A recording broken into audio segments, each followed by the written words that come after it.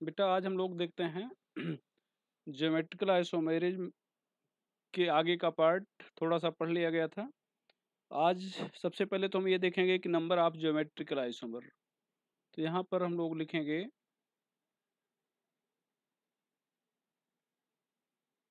Number of geometrical isomer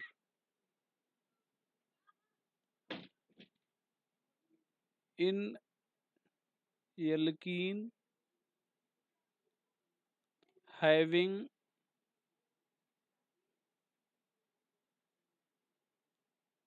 more than one double bond in alternate manner।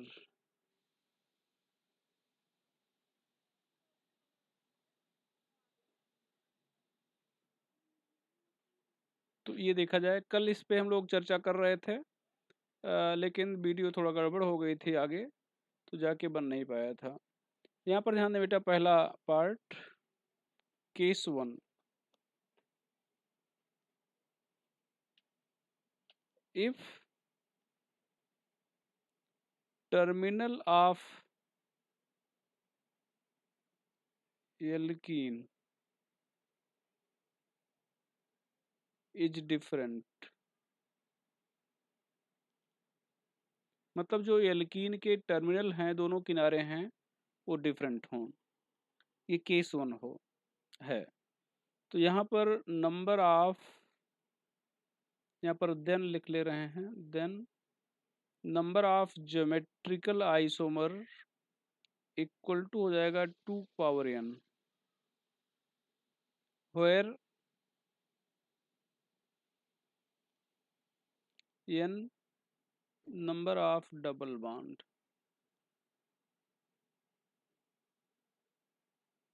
Where n number of double bond हो जाएगा। यहाँ पर देखें बेटा, ये चीज हो गई। यहाँ पर एग्जांपल देख रहे हैं, CH3 CH double bond CH, यहाँ पर सिंगल बॉन्ड होना चाहिए था, single bond CH double bond CH, यहाँ पर Cl, ये हो जाएगा।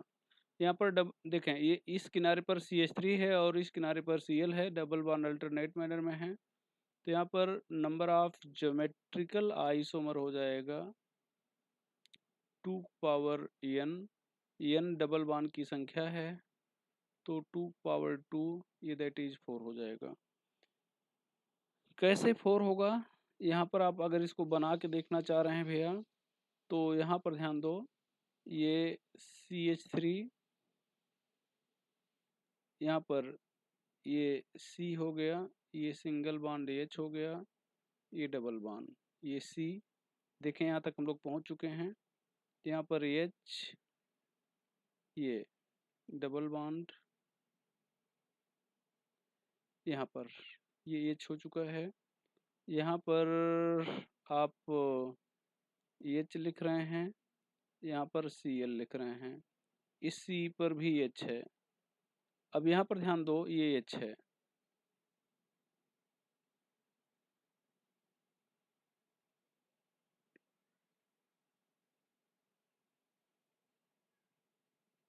अब ये देखें, ये H और H अपोजिट है। तो अगर आप केवल इतने पोर्शन को देखें, पहले वाले डबल बॉन्ड को, तो ये पहले कार्बन पर H इधर है और दूसरे पर H इधर, अपोजिट हैं।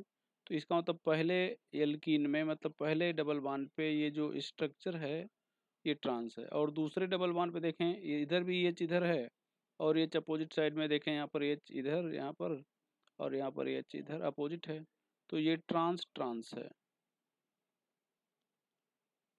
अच्छा, अब यहाँ पर H को पलट दो, यहाँ पर चलो CH3 H हो गया,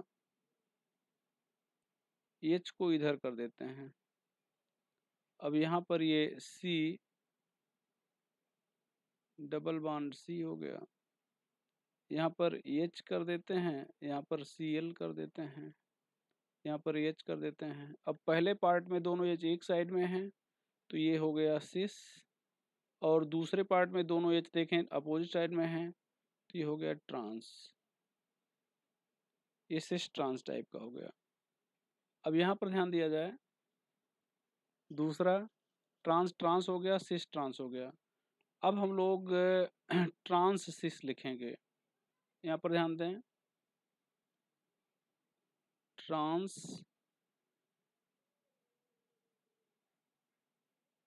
ये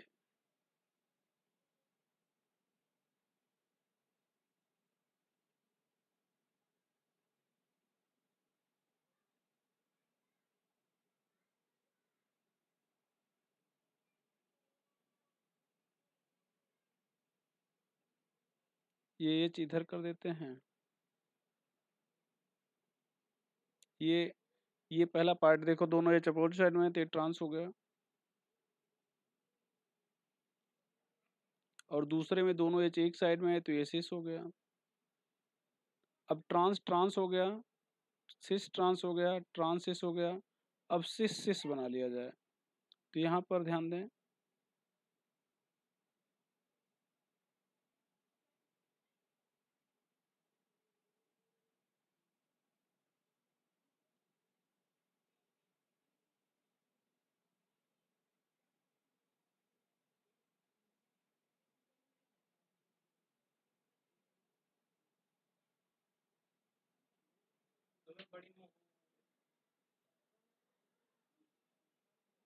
यहाँ पर एच एच है और एच एच है, दोनों एक साइड में हैं, तो ये सिस सिस हो जाएगा। ये 4 आइसोमर हो गए। अब यहाँ पर केस 2 हम लोग चर्चा करेंगे, case 2।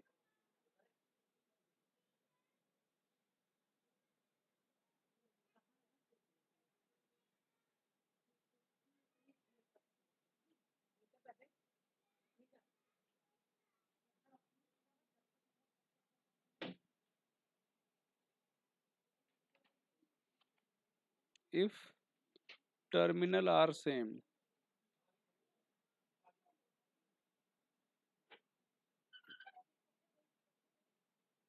If terminal are same, तो यहाँ पर ये केस 2 हो गया। अब यहाँ पर केस 2 तो हो गया टर्मिनल आर सेम, तो लेकिन फिर से 2 कंडीशन होगी। पहली कंडीशन हो जाएगी, यहाँ पर ध्यान दें भैया, पहली कंडीशन है कि डबल बॉन्ड इज इवन। यहाँ पर ए,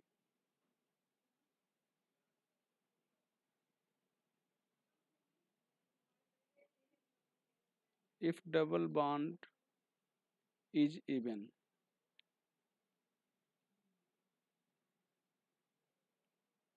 then number of geometrical isomer equal to हो जाएगा 2 power n -1 plus 2 power n by 2 -1। अब यहाँ पर ध्यान दें, टर्मिनल सेम है लेकिन यहाँ पर इवन हो गया, तो हम लोग पिछला एग्जाम्पल फिर से रिपीट कर रहे हैं। यहाँ पर ध्यान दो,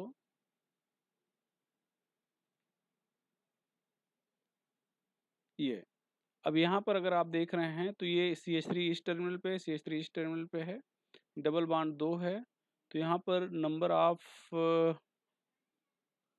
ज्योमेट्रिकल आइसोमर अगर देखा जाए तो यहाँ पर हो जाएगा 2 पावर 2 -1 प्लस 2 पावर 2 बाई 2 -1, तो यहाँ पर आ जाएगा 2 पावर 1 प्लस 2 पावर 0, तो यहाँ पर 2 और किसी भी वैल्यू की पावर 0 होने पर वैल्यू 1 हो जाती है, यहाँ पर 3 आ जाएगा।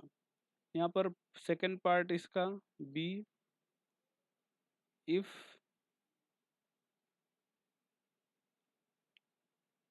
Double bond is odd, double bond odd है, then number of geometrical isomer यहाँ पर हो जाएगा 2 power n -1 plus 2 power n by 2 -12।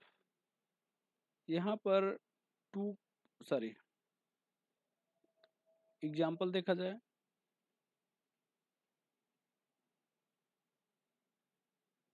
यहाँ पर आप लिख रहे हो CH3 CH CH CH, यहाँ पर नंबर ऑफ ज्योमेट्रिकल आइसोमर, यहाँ पर हो जाएगा भैया 2⁻³ -1 +2⁻³ माइनस हाफ। तो यहाँ पर हो जाएगा 2⁻² +2⁻1, यहाँ पर 2⁻² 4, 2⁻1 2, that is 6। Number of geometrical isomer यहाँ पर 6 हो जाएगा। तो हम लोग देख लिए नंबर ऑफ ज्योमेट्रिकल आइसोमर के बारे में।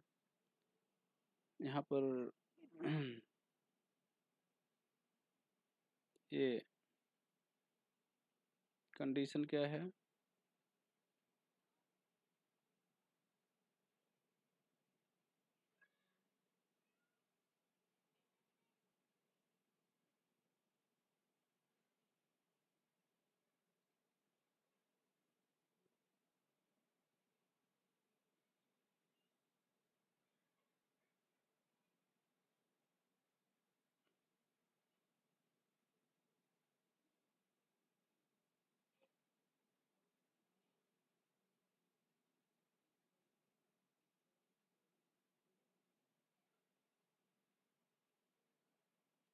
ध्यान रखिएगा सबसे ज़्यादा यही केस पूछा जाता है। ये केस सबसे ज़्यादा इम्पोर्टेंट है, इसको आप ज़रूर याद रखिएगा। तो हम लोग पिछले लेक्चर पे ये चीज़ें देख रहे थे, नंबर ऑफ ज्योमेट्रिकल आइसोमर, ये चीज़ छूट गया था। और यहाँ पर तब ये देखा गया कि जब डबल बॉन्ड क्या है, अल्टरनेट मैनर में है। अब हम लोग यहाँ पर देखेंगे ज्योमेट्रिकल आइसोमर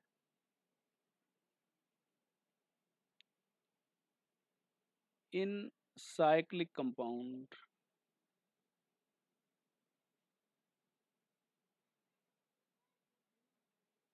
ज्योमेट्रिकल आइसोमर मेरी जिम्बल की बोला जाए इन साइक्लिक कंपाउंड। यहाँ पर कुछ है नहीं, यहाँ पर ध्यान दें।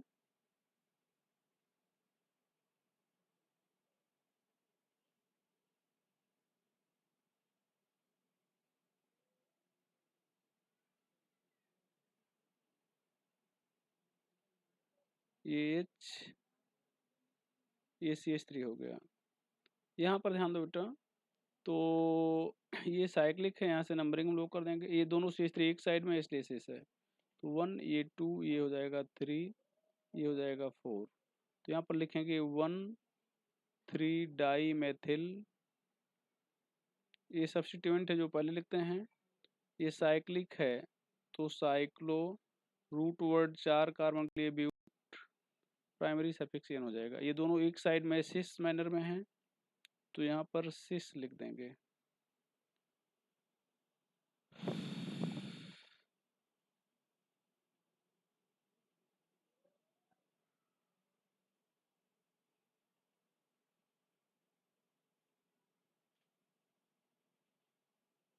यहाँ पर ट्रांस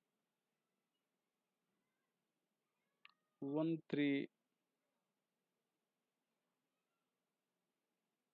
डाई मेथिल साइक्लोब्यूटेन हो गया। यहाँ पर ध्यान दें, ये अगर एडजेसेंट पोजीशन पे ऐसे, तो अगर दोनों एक ही टाइप के लाइन से जुड़े हुए हैं तो इसको सिस बोलेंगे। अगर अपोजिट टाइप के लाइन से जुड़े हैं या डिफरेंट टाइप के लाइन से, तो इसको ट्रांस बोलेंगे।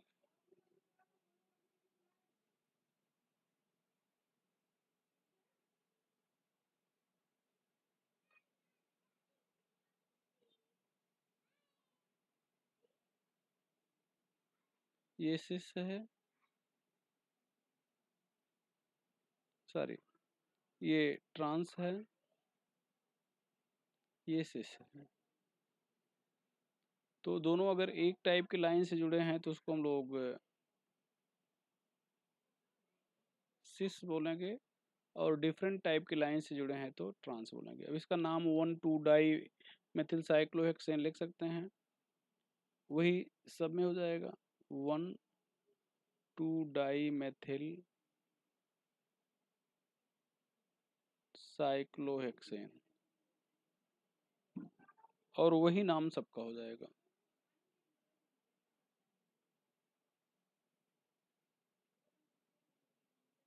ये अपोजिट साइड में है, तब भी यहाँ पर दोनों एक टाइप के लाइन से जुड़े हैं, सिस डिफरेंट टाइप के लाइन से जुड़े हैं तो ये ट्रांस हो जाएगा।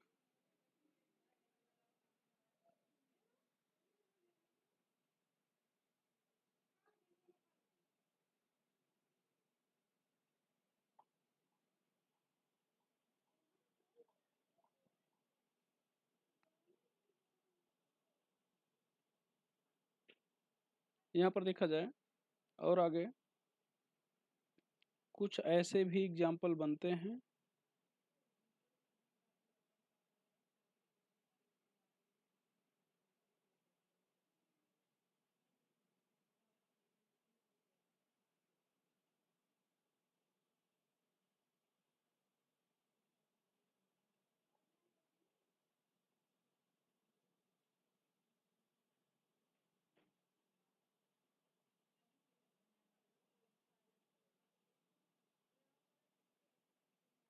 यहाँ पर अब ये देखें, इसको सिस बोलेंगे क्योंकि ये ग्रुप इधर आया है और इधर भी ये ग्रुप आया है।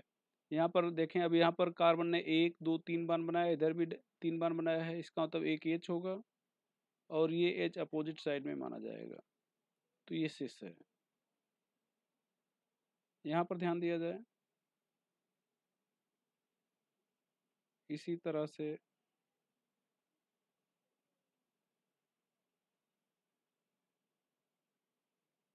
यहाँ पर अब ये अगर देखा जाए तो ये डबल बॉन्ड है। अब ये डबल बॉन्डेड कार्बन है, आप ये इधर दिखा सकते हो, यहाँ पर ये नीचे दिखा जाओगे तो ये हो जाएगा ट्रांस, तो ये सिस ट्रांस हो गया। अब हम लोग EZ टाइप ऑफ नेमिंग की चर्चा करें। EZ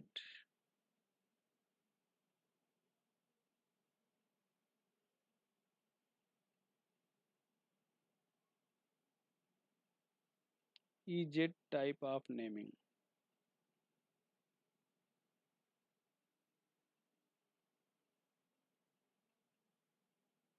यहाँ पर देखा जाए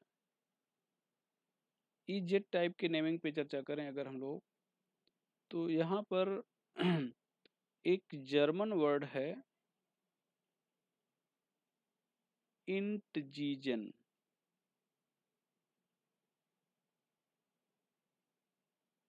इसका मतलब होता है अपोजिट।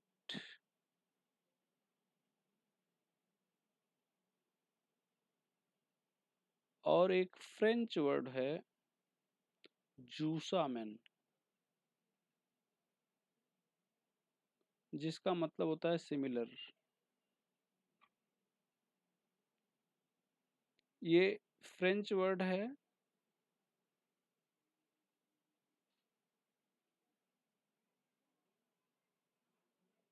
और ये जर्मन वर्ड है।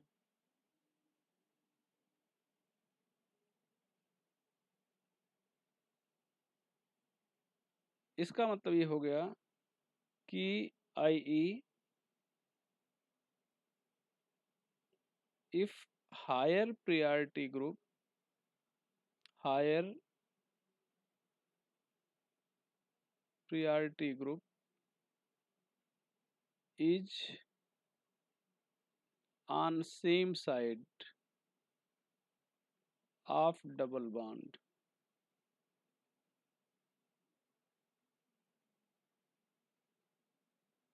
then isomer is Z.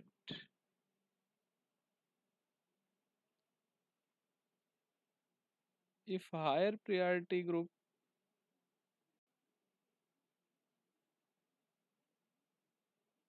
is on opposite side of double bond.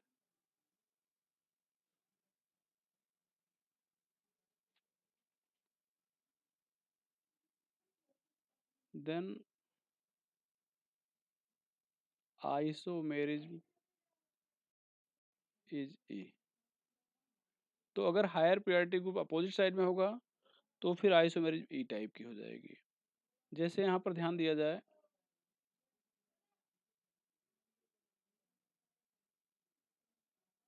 ये डबल बॉन्डेड कार्बन है,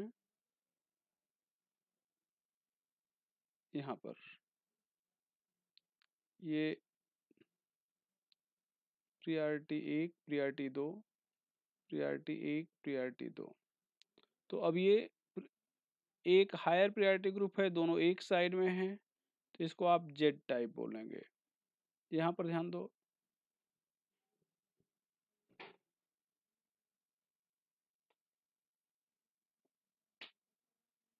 एक, यहाँ पर एक, दो, यहाँ पर दो। तो ये अब देखो, ये higher priority group opposite side में है, तो अब आप इसको ई टाइप कहोगे, ये ई टाइप हो जाएगा। तो higher priority group same side में होगा तो जेड, और अपोजिट साइड में होगा तो ई। देखा जाए प्रायोरिटी डिटर्मिनेशन, प्रायोरिटी डिटरमाइन कैसे करोगे?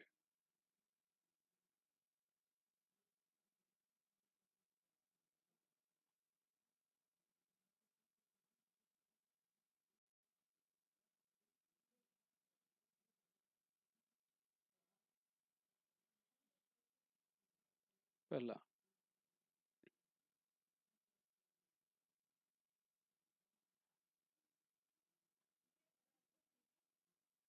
इन monoatomic isoatomic species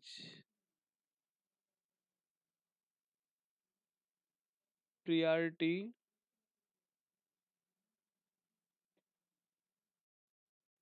priority को हम पी से रिप्रेजेंट करेंगे, डायरेक्टली प्रोपोर्शनल होगा एटॉमिक नंबर के। यहाँ पर ध्यान दें, carbon, nitrogen, oxygen, fluorine, chlorine, bromine, iodine, यहाँ पर एटॉमिक नंबर इंक्रीज कर रहा है, सो प्रायोरिटी इंक्रीज करेगी।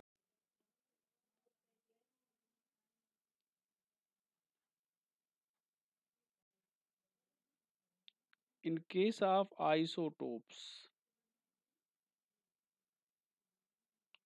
priority is directly proportional to atomic mass। यहाँ पर 1H1, 1H2, 1H3 atomic mass increase कर रहा है, सो प्रायोरिटी इंक्रीज करेगी। यहाँ पर 8O16, 8O17, 8O18, यहाँ पर एटॉमिक मास इंक्रीज कर रहा है, प्रायोरिटी इंक्रीज करेगी।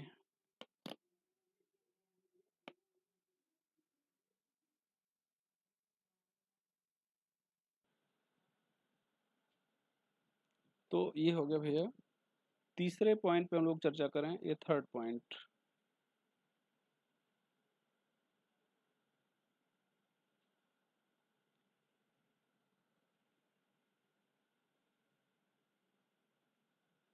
इन case of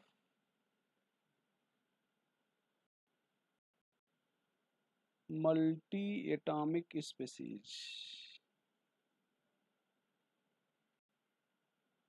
priority is directly proportional to atomic number of first atom।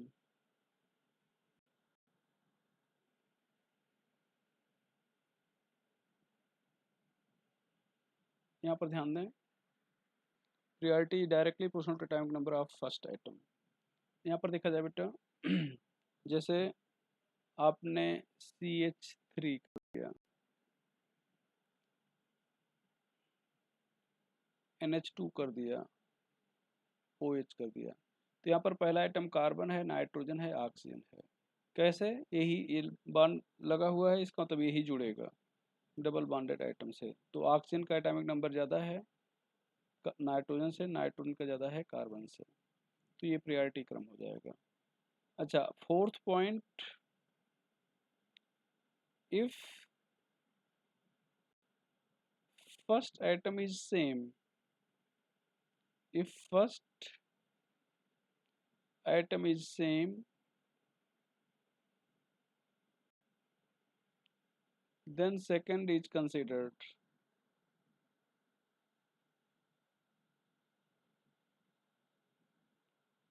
and so on। अगर पहला आइटम सेम है तो दूसरा कंसीडर करेंगे, मान लो दूसरा भी सेम हो गया तो तीसरा कंसीडर करेंगे, चौथा कंसीडर करेंगे, तब तक हम लोग आगे बढ़ते जाएंगे जब तक पॉइंट ऑफ डिफरेंस नहीं मिल जाएगा। जैसे यहाँ पर CH2, OH, CH2Cl, CH2 NH2, ये चीज। अब देखो CH2 सब में सेम है, ये देखो ये, तो CH2 सब में सेम है, तो यहाँ पर हम लोग O को कंसिडर करेंगे, Cl को कंसिडर करेंगे, N को। तो यहाँ पर Cl की प्रायोरिटी ज़्यादा है, फिर O और फिर N की। यहाँ पर अच्छा ध्यान दो, जैसे आप इसको देख रहे हैं, ये पहला आइटम तो कार्बन हो जाएगा। अब दूसरा आइटम आप किसको मानेंगे, हाइड्रोजन को मानेंगे या ऑक्सीजन को मानेंगे?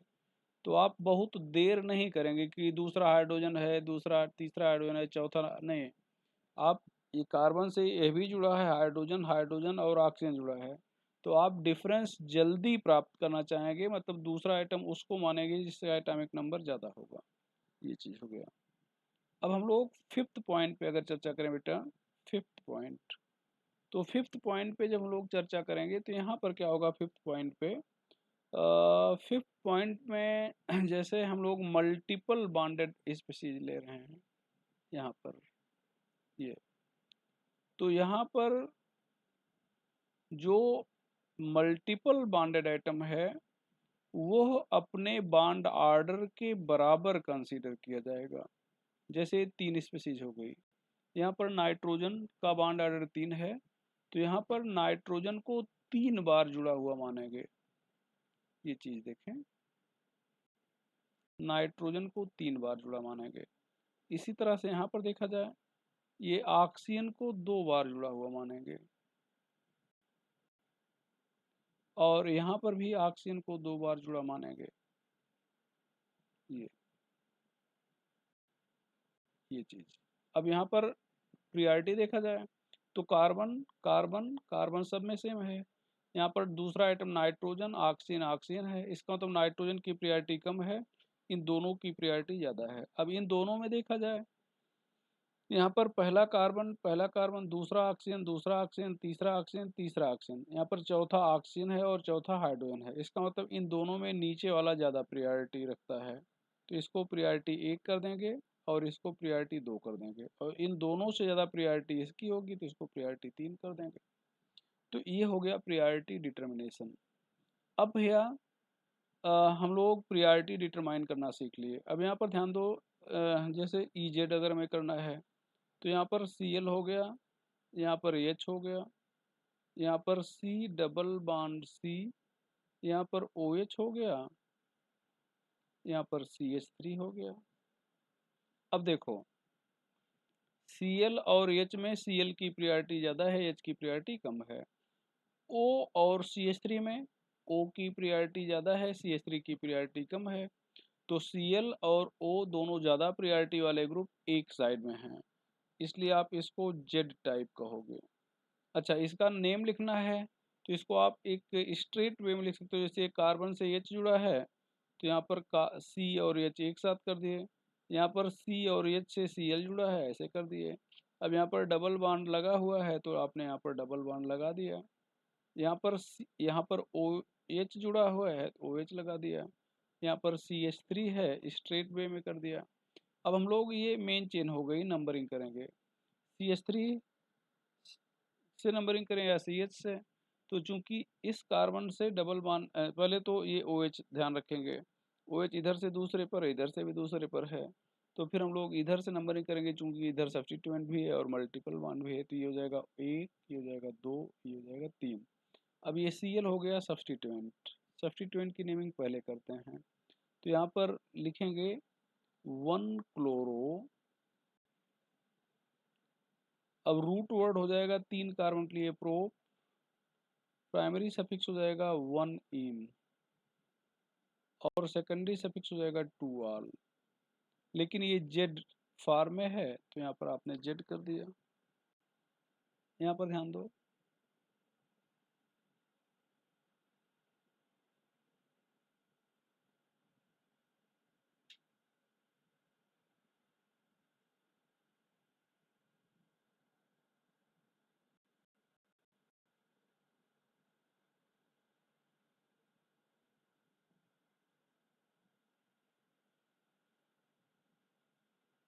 चलो। अब यहाँ पर CH3 जुड़ा है, NH2 जुड़ा है।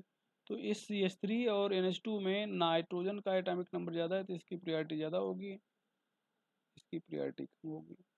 यहाँ पर CHO है, मतलब पहला एटम कार्बन दूसरा ऑक्सीजन है।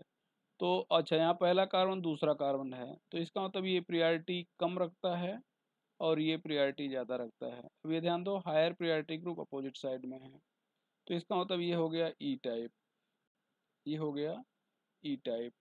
यहाँ पर ध्यान दो, इसको भी आप लोग ऐसे लिख सकते हो CH3, यहाँ पर डबल बॉन्ड C, यहाँ पर NH2 नीचे दिखा दिए, यहाँ पर C डबल बॉन्ड C, यहाँ पर CHO दिखा दिए। और C2 इसको CH2CH3 को आप ऐसे लिख सकते हो CH2CH3। अब देखें नंबरिंग हम लोग करेंगे तो ये फंक्शनल ग्रुप है, इसको मेन चेन में रखेंगे और यहीं से नंबरिंग करेंगे। तो ये हो जाएगा 1, ये हो जाएगा 2। अब आप ये CH2CH3 की तरफ जा सकते हैं या आप इस साइड में जा सकते हैं। तो इधर जाएंगे तो आपको डबल बॉन्ड मिलेगा और NH2 भी मिलेगा, इसलिए आप इधर जाएंगे तो ये हो जाएगा। अब ध्यान दें बेटा, यहाँ पर आपके पास सब्स्टिट्यूएंट भी हैं, फंक्शनल ग्रुप भी है। तो यहाँ पर ये सब्स्टिट्यूएंट हो गया, इसको आप एथिल कहोगे, C2H5 एथिल हो जाएगा।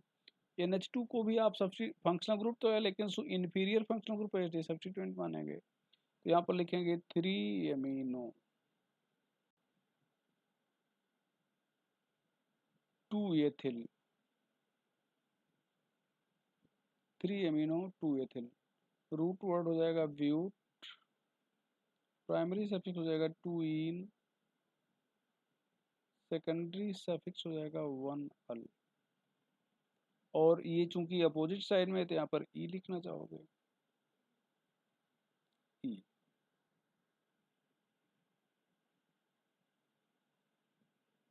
यहाँ पर ध्यान दें,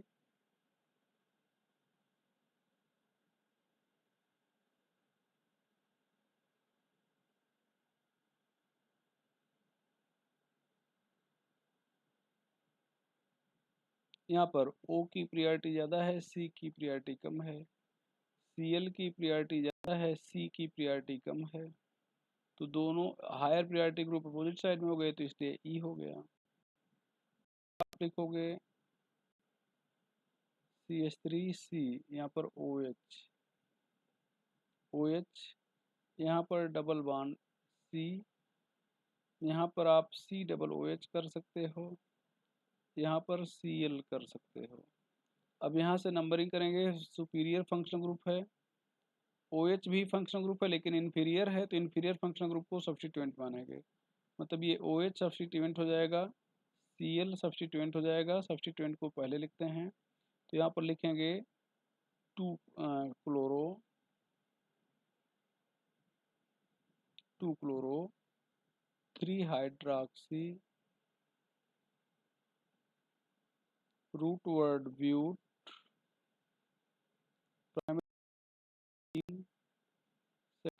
सफिक्स 1 ओइक एसिड, ये हो जाएगा भैया। अब चूंकि ये ई फॉर्म में था तो आप सबसे पहले यहाँ पर ई लिखोगे।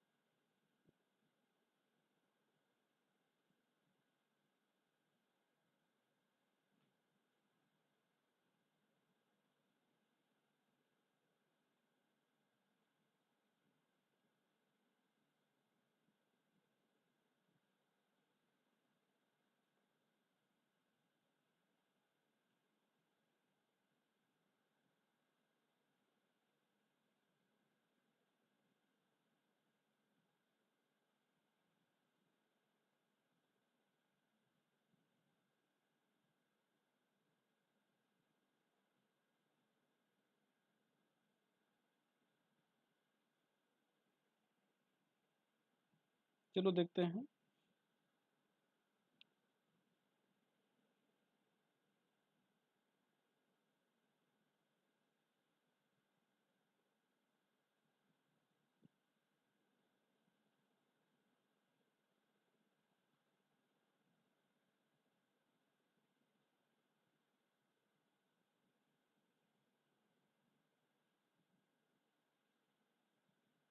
इसकी नेमिंग करें तो ये हम लोग देखेंगे ये डबल बॉन्डेड कार्बन है, ये डबल बॉन्डेड कार्बन है, और यह भी डबल बॉन्डेड कार्बन है। अब इस कार्बन से देखें तो दो ग्रुप जुड़ा, ये सी माना जाएगा, ये सी माना जाएगा, और ये OH माना जाएगा। तो अब यहाँ पर अगर ध्यान दें तो यहाँ पर ये CH है, अब ये O है और ये CH है, मतलब C है, तो O की प्रायोरिटी ज़्यादा है और C की प्रायोरिटी कम है, ये हो जाएगा 2। यहाँ पर यहाँ पर C है और यहाँ पर CH2 है, और यहाँ पर भी CH2 है। यहाँ पर ध्यान दें ये पहला एटम कार्बन है, दूसरा हाइड्रोजन है। यहाँ पर पहला कार्बन है, वो कार्बन से फिर कार्बन जुड़ा है, मतलब दूसरा कार्बन है। यहाँ पर ये हो जाएगा 1, ये हो जाएगा 2। अब ये ध्यान दें अगर इतने को हम लोग कंसिडर करें तो ये हायर प्रायोरिटी O इधर है और ये C इधर है, ये हो जाएगा E टाइप का। Higher priority group opposite side में है, इसलिए E हो जाएंगे। नेमिंग करेंगे तो हम लोग यहाँ से नंबरिंग करेंगे और इधर चलेंगे, तो ये हो जाएगा 1 2, यहाँ पर ध्यान दें 1, ये हो जाएगा 2, ये हो जाएगा 3 4 5, ये हो जाएगा 6। तो ये CH3 मेथिल है, 2,6 डाई मेथिल। यहाँ पर लिखेंगे E 2,6 डाई मेथिल। साइक्लिक है तो साइक्लो हेक्स 2 इन सॉरी 1 इन 1 आल। इस टाइप से हम लोग EZ नेमिंग देखेंगे। यहाँ पर ध्यान दें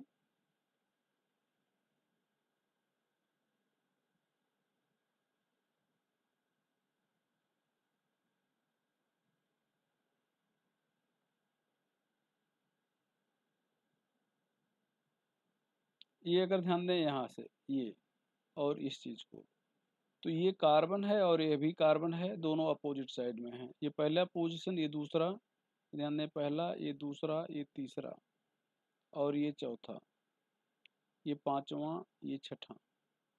तो यहाँ पर डबल बॉन्ड दूसरे पोजीशन पे है और चौथे पोजीशन पे है। अच्छा ठीक है, दूसरे कार्बन पर एक कार्बन जुड़ा है जो अपोजिट साइड में है और तीसरे पर भी जो कार्बन है वो अपोजिट साइड में है। तो ये हायर प्रायोरिटी ग्रुप। अब ध्यान दें, इसको हम लोग एच, यहाँ पर ऐसे एच लिख सकते हैं, ये एच, यहाँ पर ऐसे इसको एच बना सकते हैं। तो एच को अगर एक प्रायोरिटी माने तो ये कार्बन कार्बन हो गया, अपोजिट साइड में है। यहाँ पर अगर क्या लिखेंगे, यहाँ पर भी एच लिखेंगे और यहाँ पर भी एच लिखेंगे। मतलब इसको अगर देखें, एच एच अपोजिट है, एच एच अपोजिट है, तो ट्रांस ट्रांस टाइप का है। तो ट्रांस ट्रांस टाइप का है, इसका मतलब इसको हम लोग बोलेंगे ई ई टाइप। और कहाँ पर ट्रांस है, दूसरे पोर्शन पे, चौथे पोर्शन पर। तो इसको हम लोग कहेंगे 2E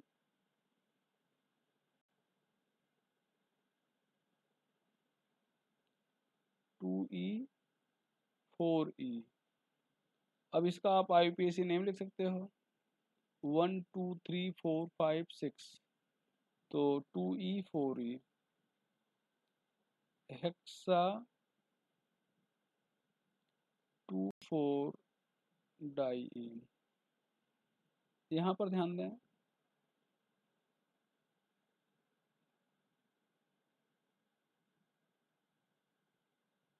ये देखें, पहले पोजीशन पर ये सिस मैनर में है, यहाँ पर ये दूसरा कार्बन है। तो यहाँ पर इसको अगर हम लोग देखें तो यहाँ पर एच, ये दोनों एक साइड में हो गए, ये सिस हो गया। और यहाँ पर अगर देखेंगे तो ये एच अपोजिट साइड में है, इसका मतलब ये ट्रांस है। तो ये पहले पर सिस है और दूसरे पर ट्रांस है, मतलब 2Z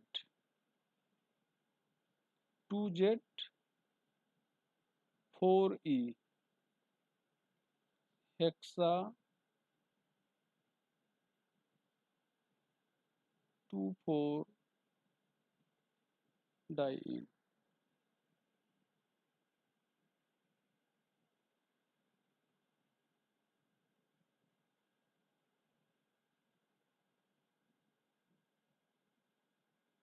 ये देखें, पहले पोजीशन पर जेड है और दूसरे पर भी जेड है, मतलब सिस सिस है। तो इसको लिखेंगे 2Z 4Z हेक्सा 2,4 डाइईन। तो आज हम लोग EZ टाइप की नेमिंग पढ़ रहे थे, EZ टाइप की आइसोमेरिज पढ़ लिया गया। अब यहाँ पर हम लोग देखेंगे geometrical isomerism.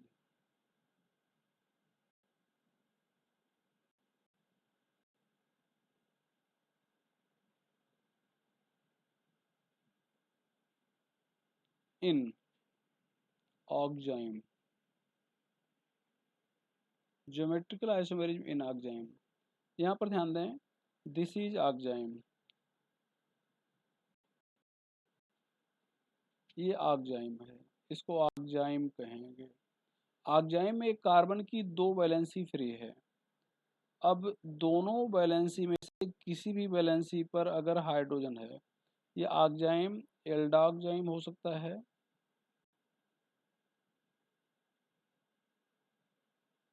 कीटोक्साइम। Aldoxime if any valency of carbon has hydrogen, if no valency of carbon has hydrogen, ये चीज हो जाएगा। अब यहाँ पर ध्यान दें, ये सपोज करो ये CH3H है, ये C डबल बॉन्ड N, ये OH है। हम लोग OH को ऐसे दिखा रहे हैं। यहाँ पर देखें, नाइट्रोजन ने 3 बॉन्ड बनाया है, यहाँ पर एक लोन पेयर भी है, ये लोन पेयर। दिखाना जरूरी नहीं है। अब एल्डाक्जाइम में इफ एच और ओ एच सेम साइड में होंगे तो सिन टाइप होगा। If in aldoxime H and O H are on same side, then it is syn. If H and OH are on opposite side,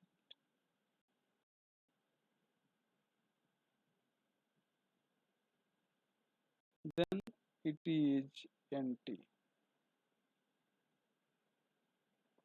तो अगर H और OH एक side में होंगे तो ये सिन होगा,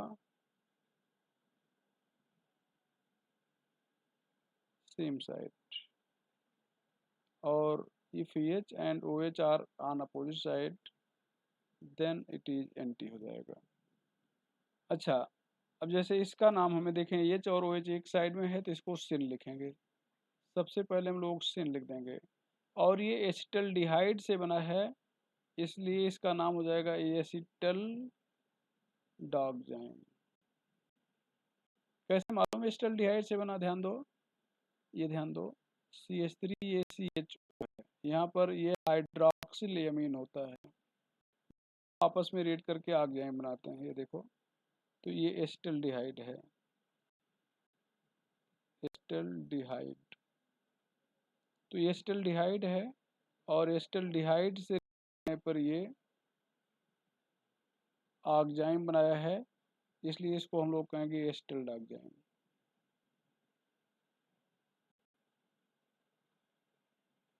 अगर यही दोनों अपोजिट साइड में दिखा दिए जाएं, यहाँ पर ध्यान दो, या इसको बेंजल्डिहाइड से बना दें,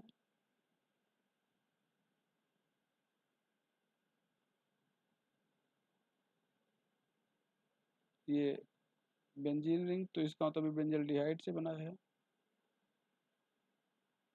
यहाँ पर OH ये lone pair anti benzaldoxime ये हो जाएगा। In case of कीटोक्जाइम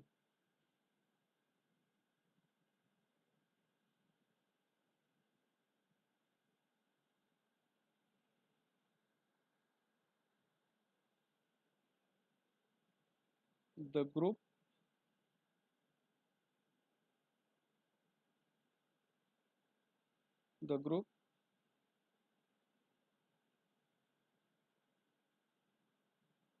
towards which OH is present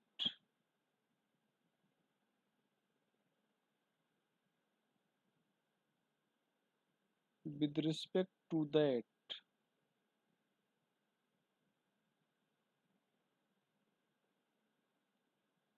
it is syn, while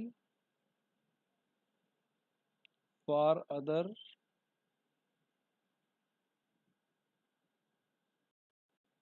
it is anti। तो और एक चीज, both group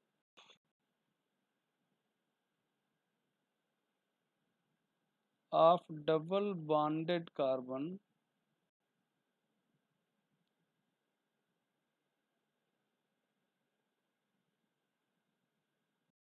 differ.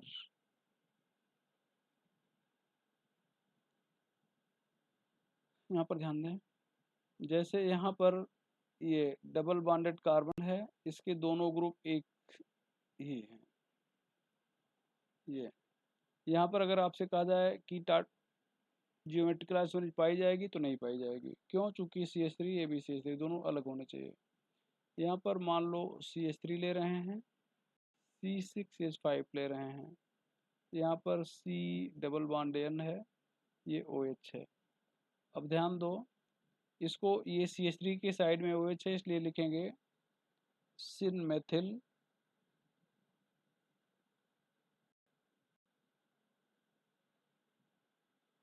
Phenyl ketone.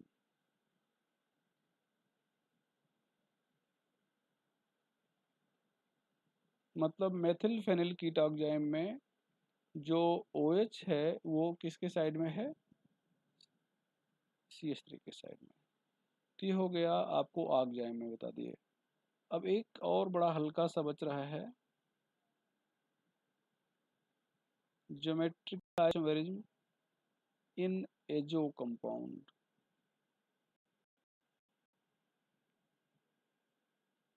Azo compound, azo किसको कहेंगे? एजो का मतलब होता है नाइट्रोजन डबल बॉन्ड नाइट्रोजन, इसको एजो कहेंगे।